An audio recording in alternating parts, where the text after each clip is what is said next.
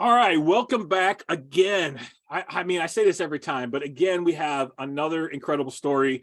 Evan is with us today, and Evan and I, we met through networking, which is really a powerful way to meet new individuals.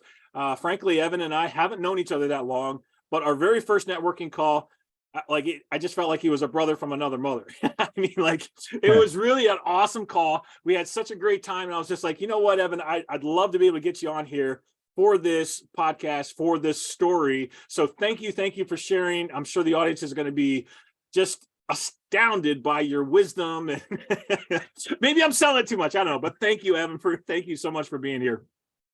Right. Listen, I'm grateful for you having me on here. So thanks. Right. So if you guys could see, I know most people are listening. In the back, he's got a little Yoda. And anybody that is a Star Wars fan is good in my book. I mean, like, because you got a little Yoda there, and I see that up on the bookshelf, and I think that's the coolest thing. Plus, the entire bookshelf is lined with almost every book that I've read as well. So, again, a lot of kinship here. So, like I said, I'm really, really excited about it. And as usual, we're going to jump into this. We're going to segment it out into 10-minute sections. And so we're going to get started. We want to hear about how you lived your life and what beliefs were formed as a child that, you know what, when you step into adulthood, this is what I'm going to do. And this is the way that you believe. So tell us a little bit about your past, your history, and give us kind of the insight look of Evan before he entered into the adult life of way he was going to live. Sure. Or the beliefs that you have there. So interestingly enough, what I do for a living is what I've done for myself. So I practice what I preach. I've gone through transformation in my life, just like I ask my clients to. And it as a health, wellness, and mindset coach, it's necessary for people to be able to do that, to become who they want to be strong, using growth mindset and just keeping your commitments aligned with that what I would call true north, that compass, and then being grateful. So where's the origin story? Yeah, that's what we're asking for. Yeah. So going back when I was a kid, I was a very sickly kid. Plus, blind in one eye. No pity party here, but but this is the real story. Yeah. So yeah, no pity party, because we've had several people on with different challenges, whether it's a mental challenge or a physical disability. So there is no pity party, but this helps us get through. So I'm glad you're going down this road. The first year of my life, I had every childhood disease, including being in an oxygen tent. My parents, no, I don't know this. They told me that they had to stay awake each night to make sure I was breathing. And little did I know that it was because of allergies. The house that my parents were building wasn't done yet. We were living in a house with mold, and that's what I was allergic to. Lo and behold, they thought I was going to die. I stopped breathing a couple times, but I survived, thank goodness. And then as soon as we moved, I was okay. But I never thrived. I was always a sickly kid. And growing up, besides that, I was a kid that also had a big heart, and being blind in one eye, not getting picked for any of the sports teams, was always the last one picked, and not being in shape, being heavy, and then my nickname becoming Heavy. It was a tough childhood. I didn't live what I would call a joyful life that way when I was young in school, but I did learn to love nature, and I love to garden, and that's where I found my joy. It also, as an artist, I took my art out by gardening. I used to love that, and I had some really great mentors when I was younger, but one of my greatest mentors I met in my darkest days, when somebody who I truly loved and looked up to is my grandmother, and she passed. And I didn't want to really believe in God anymore, because I was learning also about the horrors of the Holocaust and not understanding how could God allow something like that to happen. I was challenging my rabbi in temple, like, if we're the chosen people, why is everybody in the congregation white? What happened to all the black, brown, yellow, all the other colors out there? It doesn't make any sense to me. And with that, I met somebody who I would call her my spiritual mother. And she introduced me to faith. that opened my eyes and gave me what I needed to find the hope and the true deeper meaning in life. And that, to me, it was the Baha'i faith, but regardless, doesn't matter what faith it is, finding faith, I think, is more important. Really connected me with something that I'd never known before. And I then started on the path towards taking better care of myself. I looked in the mirror and I said, no one's going to do this but you. So I started to eat healthier and exercise. And I went through this transformation.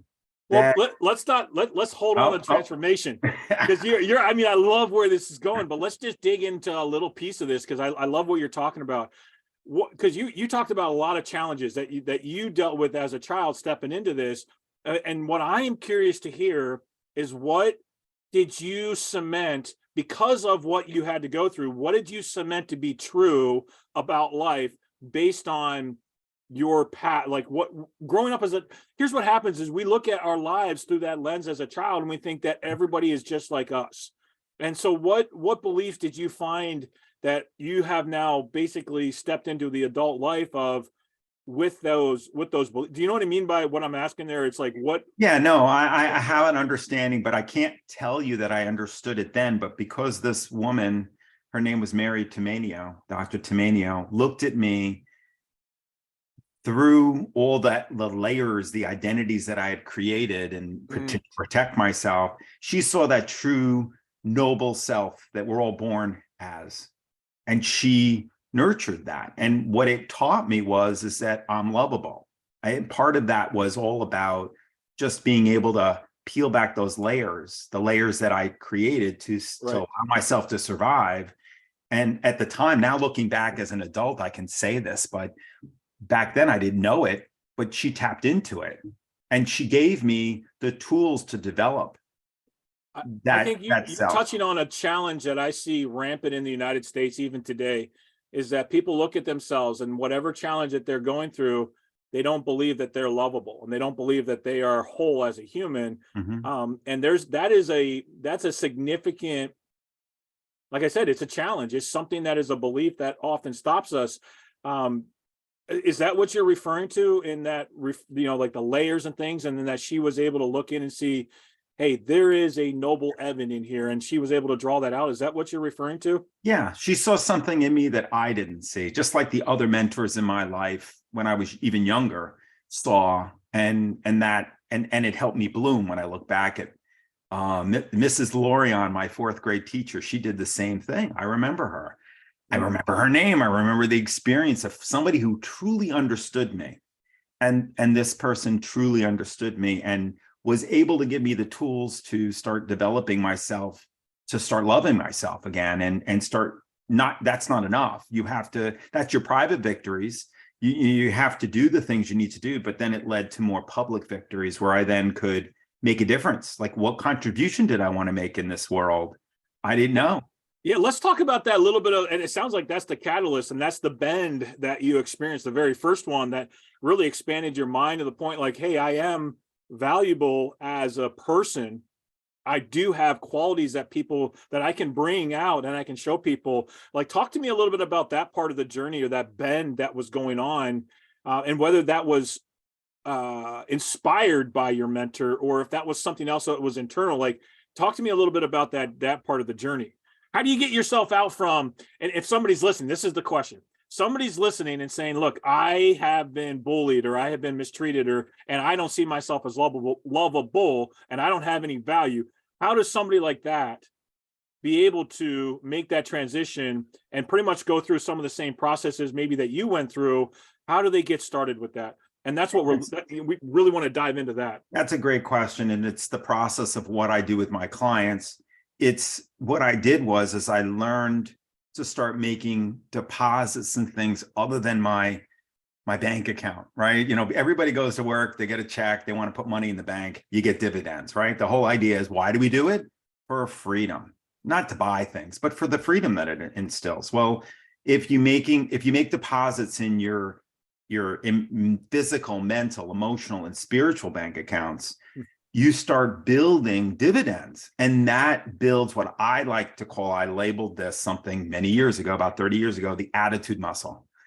As I developed my attitude muscle, I was able to make my commitments greater than my compulsions to eat, or my compulsions to just sit and not do anything, or my compulsions to listen to the inner critic that's in my head whispering lies to my ear that you're not good enough, you're not smart enough, you're not good looking enough, you're, all those things. And most times though, people don't believe it, especially when you're in that hole that you fall into.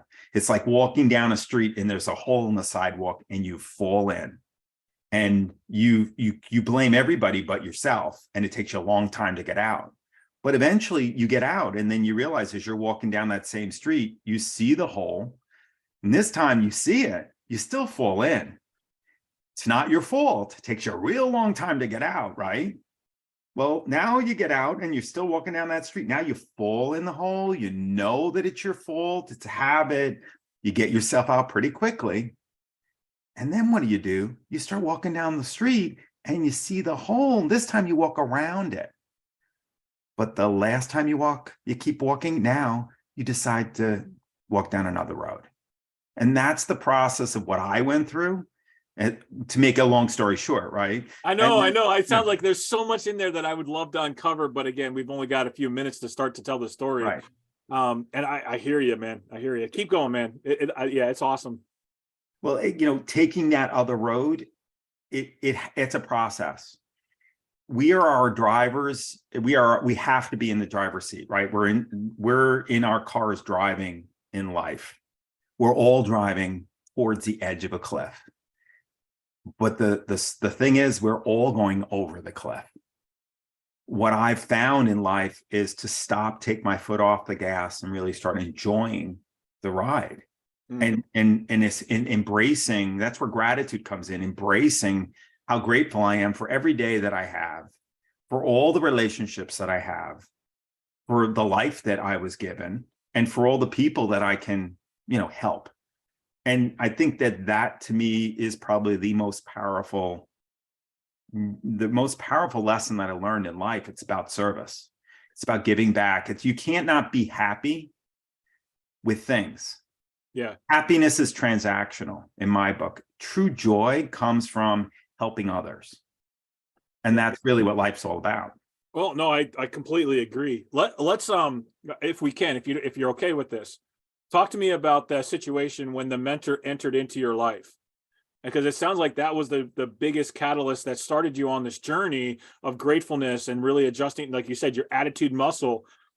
What was that like the first time that she spoke kindness into your life? And what was that like the first time that she said, hey, I see noble Evan in there, and I want to draw noble Evan out? Like what was that action like? Well, it was gradual. So she ended up doing a presentation at our temple. A Jewish temple had a presentation on the Baha'i faith. And as she's presenting on it, because it's based in Haifa, I'm listening to her and I'm like, well, that's what I believe. But I've never been able to find anybody else who believes the way I do, and ever, nobody that can date it. And then having the opportunity, because I was a sickly kid, she was a doctor, she took care of me as a chiropractor. I would go there on a regular basis and she would ask questions and I'd talk, and we'd talk this, the challenges that I was having out, and she'd teach me a little bit, not knowing, of course, you're not knowing, she was mentoring me. And what ended up happening is it just nurtured me, gave me that opportunity to understand there was a different way to live a life than to just be in this. I was in a clamshell, literally, like clammed up. And she helped me blossom, open up and blossom. And it's not like, a lot of people like to think that and they always look for this huge, big paradigm shift that happens. And it can for people in their lives. But I think it's the ordinary, everyday, day in, day out commitment to change that people underestimate how powerful that is in creating extraordinary change. And that's really what she did. It wasn't like it was an epiphany. although it was planted, the seed was planted strongly at that time and letting me understand, well, there is a different way to look at life. And the focus is on service. That is the basis of the faith, is service first, worship and service, which I think is amazing. It's great. And it's also based on unity. The whole world has a plan to be unified. Well, that's something that's completely a paradigm shift from anything that's out there today, especially what you're seeing. So I'm planting those seeds. I didn't know any of this when I was like, what, 11, 9 years old, 10 years old. I didn't understand what I was being exposed to. But as I grow older and as I look back, those seeds were planted and then were nurtured. And then the seedling, as the seedling grew, it wasn't strong enough, but it was developed. And I had a really long relationship with her. I mean, she didn't pass until I was probably in my 20s. And it was an incredible transformation that happened over, I'd say, at least 10 years, if not 15. That's incredible. That's incredible. So if you were to, let's go into the way that you live your life, because it sounds like she was very influential in your core values and the mission and the purpose that you've established now for your life. So as you step into, I mean, obviously you're a coach and you draw out greatness from others. I mean, that is as obvious as the day is long, but what establishes your, when was the epiphany that, hey, these are the values that I'm going to live by? She was nurturing those values, but then there had to become some kind of an awareness or some kind of a time when you became an adult and you said, I want to embrace those as my values. I want them to be the way that I'm living my life. So can you talk to us a little bit about that and how you live your life now? Well, there was a period of time that things were not going as I liked in my life. And I had just kind of like fallen off following any of that. I was in college, and then I got out of college, and I was doing the things that I wanted to do. I had graduated. I was in my master's program. I was working, but I wanted certain things to happen. And I decided at that time, I'm going to go all in. Instead of just, put my foot in or going an inch deep, I went like a mile deep. And amazing things started to happen in my life. I met my wife. I started my private practice. We bought a house. We got married, bought a house. All those things that I wanted in my life.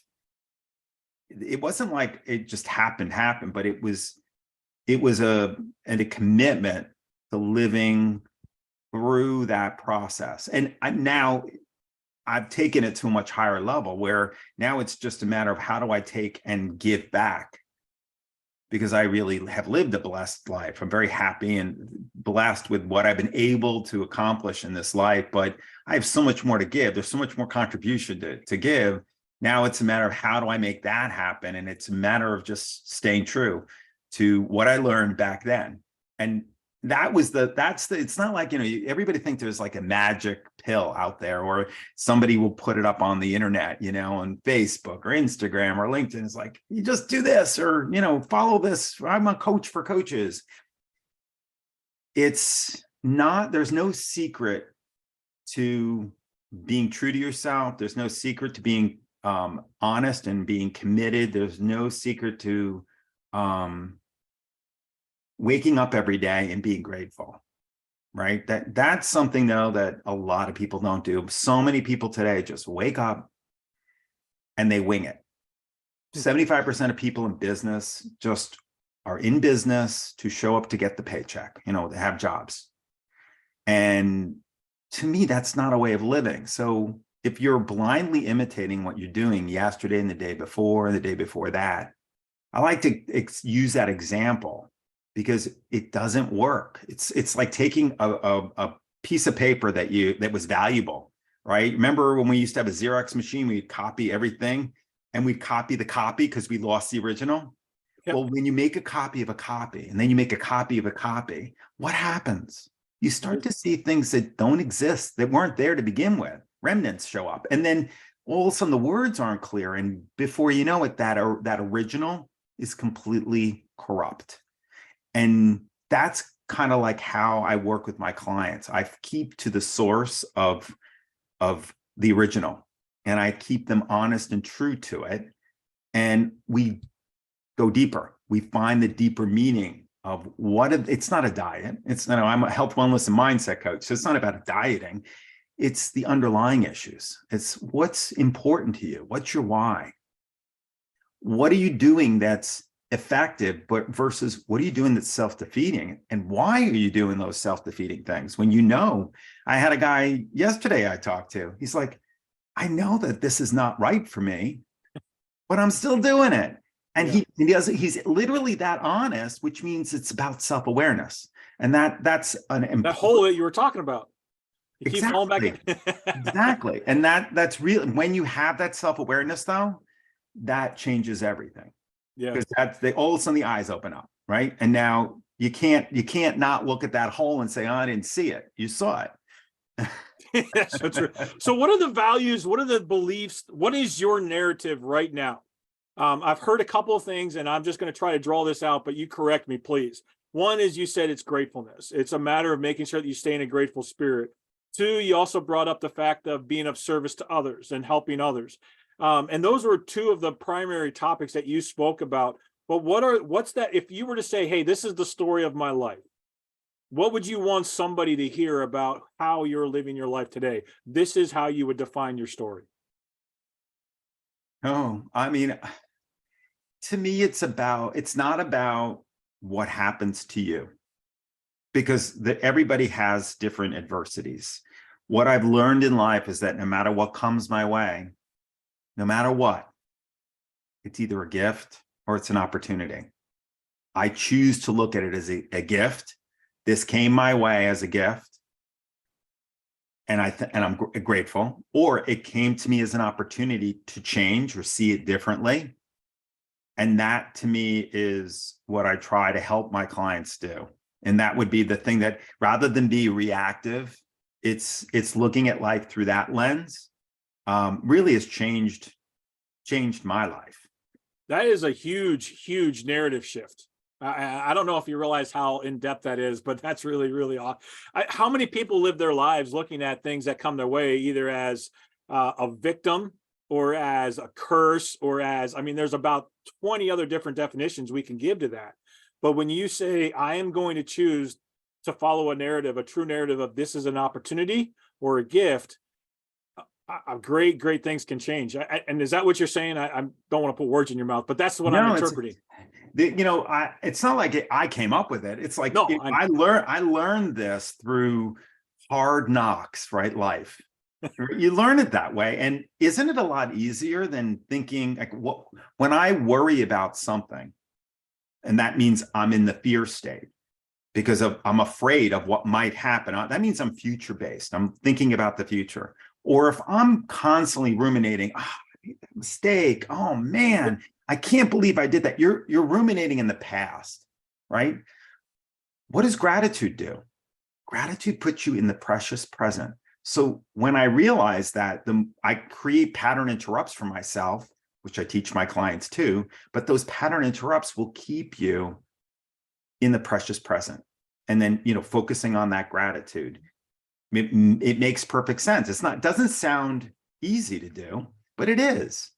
It's a simple thing to do, and it is easy to do. But in the beginning, how many times a day do you hear that inner critic yelling at you? You're not smart enough. You made a mistake. I'm afraid of this. I'm afraid of that. I don't want to do this. I don't want to change. You're constantly hearing. You're not that voice, though. We are not our thoughts. We're not our feelings. We're that in a space between. And part of what's so important is to have the self-awareness, to connect to yourself. And then once you have that, then you can connect to the source. And okay, so if you're listening right now, rewind the last 2 minutes and listen to that exact statement all over again. That last 2 minutes is going to change your life. If you're listening, take the time, rewind it, listen to the last 2 minutes all over again. That was absolute mic drop gold. Perfect. That was awesome. That was really good stuff right there. I just made it up too. No, I mean, that's what we do. I don't know where it came from, but it was in there. I know, but that's what we do though. And that's what I love about you, Evan, is the fact that you live out of your heart and you live in the moment. And it's when there's something that's placed on your heart, it's amazing that transparency and the authenticity that shows through. I can see your face, but I mean, we can hear it in your voice. And so let me do this because we're getting here really close to the end. I don't know if you can top that, just to be honest. I don't think you can. But if there was one thing that you want the audience to take away, the one thing that, hey, if you hear nothing else, hear this, what would that one thing be? Yeah, that makes it harder now.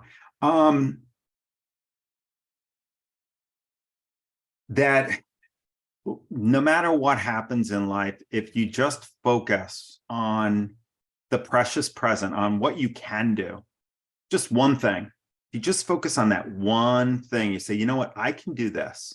I can do it with 100% integrity. I can do it with 100% commitment today. And just do that. Do your best, regardless of what's happening. I promise that you will feel better the next day. And that you just wake up and do the same thing. What can I do today? Because making that commitment and keeping it, that makes you feel confident. It gives you capability, and that leads to more commitment.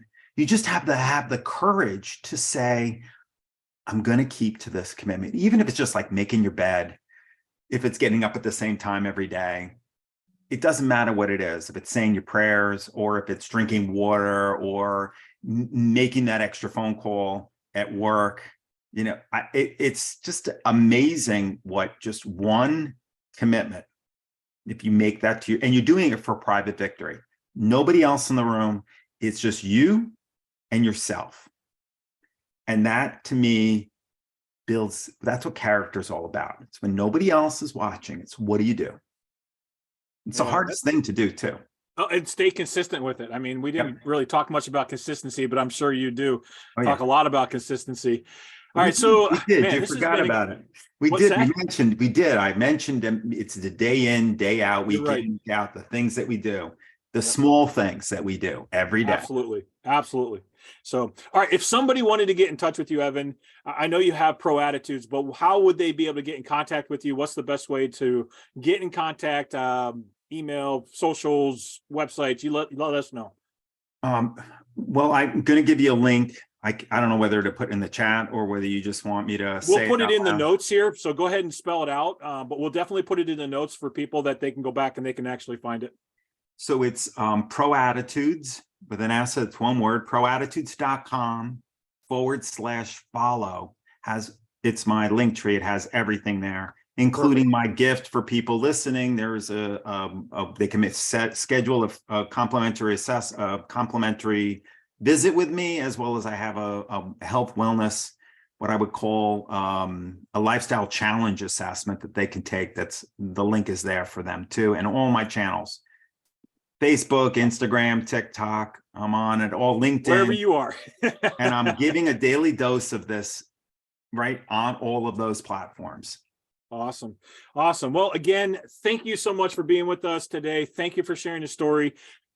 Bigger thank you is the fact of you being authentic in your conversation and in your story and being transparent with us. And man, I truly hope, and I have to say this every time, if something was said today that you heard, make sure that you either contact Evan, you contact myself. Let us know that you made a change. Let us know that this impacted you, because that's really truly what fulfills both myself, and that's why I invited Evan on, because I know it fulfills him as well. But reach out to us. Let us know that you heard. Let us know that you made a change. Let us know that there was an impact in your life. But until next time, we appreciate you guys. Love to have you again. Make sure that you follow us. Make sure you check out the other stories. But until next time, we'll see you guys. Thanks again. Thank you, Evan. Appreciate you being here. Grateful.